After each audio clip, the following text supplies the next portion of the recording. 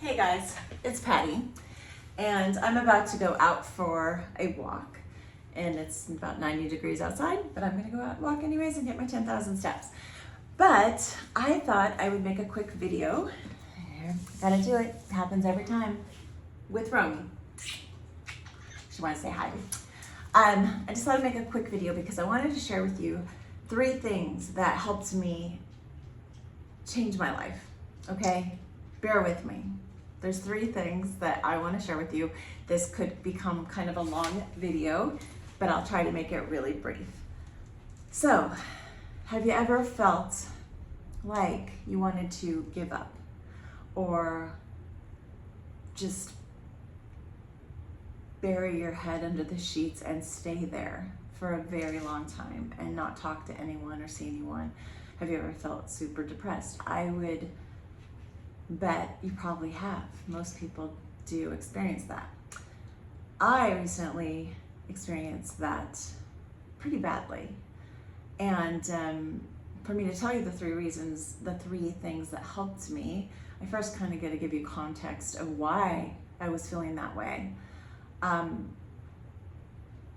one of the biggest things is I am a person who likes to be successful. I like to make money. I like to have a career. And I am in the entertainment industry. I'm an actress. And before that, I was a double for several leading actresses in our industry. And I was always very successful at that. And I worked all the time. And then I decided before COVID that I was going to just act. The original dream, the reason I went to acting school, and what I came to LA to do. So I decided no more doubling or standing in jobs for other actresses. It was my time, especially because I'm now in my 50s, and hell yeah, it's my time. So the last time I worked as an actress was over a year ago. And I'll just give you a shameless plug. It's on a show that hasn't come out yet. It comes out in August on Amazon. It's called Butterfly. I'm in episode 4. I play Jess Holt, and it stars Piper Perabo and Daniel Day-Kim. So check it out. More eyeballs, the better for us. Anyways, so that's the last time I worked. And our industry here in LA is just so bad and so slow, and nobody I know is working regularly. I fall into a category that's called kind of the middle class actors that work. You don't really know who they are, but you do see them. But we always want more than that, of course, but that's kind of where we fall, and we can't seem to get any work these days. Some friends are getting here and there, and some, like me, getting very few auditions. So that really weighs on me, because I used to earn our medical insurance. I do not do that anymore, and that really makes me feel like I'm not a contributor in our household.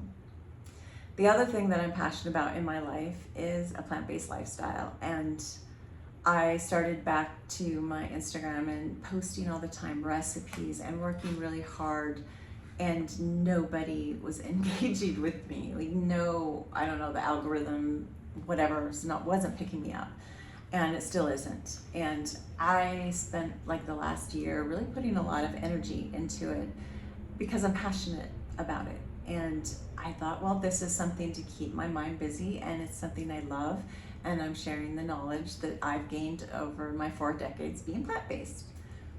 Well, nothing was happening. And it just all kind of hit me so hard that I wasn't a success at anything. And I just wanted to give up. And I don't even know what that really truly means. I just wanted to just not do anything. I just wanted to feel bad for myself. And that leads me to the 3 things that have helped me and got me out of my rut. And we'll start with 1, and that is I came here to YouTube and I started looking at meditations. And now I've dabbled in meditation my whole life, and I live in LA. Everyone's into the latest, greatest. And I did do a transcendental meditation course years ago, got my mantra, and I use it when I'm on an airplane. I use it when I'm feeling times of stress, but I never was doing it regularly. So I found one here, Joe Dispenza, started the morning routine, loved it, stuck with it, kept going. A couple weeks turned into a couple months. Then I added a night routine with a going to bed, like a visualization type meditation.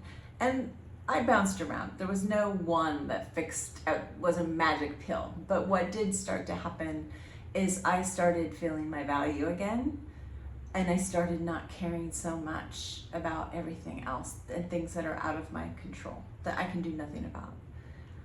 So that's where the healing for me started, where I started feeling like, okay, I'm gonna be okay. Number two, which is kind of crazy because we're all here on the screen right now, and in our society and in this time in our lives, that's all we do. We're on a screen, whether for work, for play, for anything. We're always on our screens. I stopped that. I stopped scrolling, doom scrolling 24/7, being depressed, scrolling, comparing myself to everybody else. Like, why did she get the audition? Why did he get the audition? And I am so happy for my friends that are working. I'm happy for any actor in this industry that's getting work. I really, truly am. But you fall into this like comparing thing, and you start to think you're not fit or you're not good enough, and that just eats away at your soul. So I still post stuff. I still share my life. I post on Chick Food TV, food and recipes and stuff that I love to do. Anyways, I post it, but then I let it go. I don't worry about the outcome. I don't worry about it. I just go about my life and just know that I did it as an act of service, and I did it because I love it and I want to share my knowledge. That's it. No expectations. And it's helped me so much. I can't even emphasize that enough, how much to be away from it. And number 3 surprised me and was unexpected. I have a family member who is going through a health crisis that is not going to get better. It's only going to progressively get worse. And I was visiting this family member in the hospital, and on the board, the nurse wrote, or the physical therapist that came in wrote, goal. And my loved one's goal was to get better and go home. Do you know how many people wish for that? That's it. That's all they want. They want to get better and go home.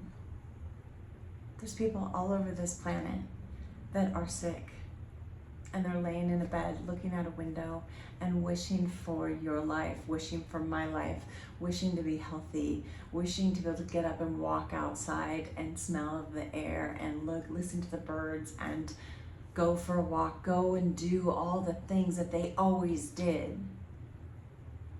When I saw that, it just hit me like a ton of bricks. Like, what am I doing? Why am I feeling sorry for myself? I am so lucky. I am healthy. I have opportunities. I can go do anything I want.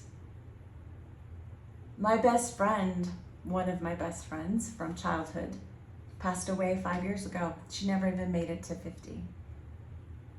And we talked all the time in her last year, and she cried. And the only thing she wanted was to be able to fly to LA to see me, but she was too sick. To be able to go for a walk. She had peacocks. To go outside and sit with her peacocks. To do the things she enjoyed, and now she can't do them because she is sick. How dare I feel sorry for myself? I've got so much already. I don't need anything else. Yes, all of that is fabulous, but if you don't have your health, you don't have anything. So those are my 3 things. And I just was thinking about it, and I thought I would share. I'm not going to edit this video. I'm just going to throw it up, and I hope you like it. if any of this resonates with you and you want to follow along my journey, I'm going to be sharing recipes here, plant-based recipes, wellness tips, things that I've learned that have helped me as a woman in her 50s. I think I have some knowledge here. 4 decades being plant-based. I've learned a lot of things over the years, and I just want to share what I know. So if that resonates with you, hit the follow. Let's hang out. I'm gonna go out and get my 10,000 steps now. I'm looking outside, it's hot. I'm gonna go out there and sweat a little bit. So thanks for watching, and I will see you soon. Take care.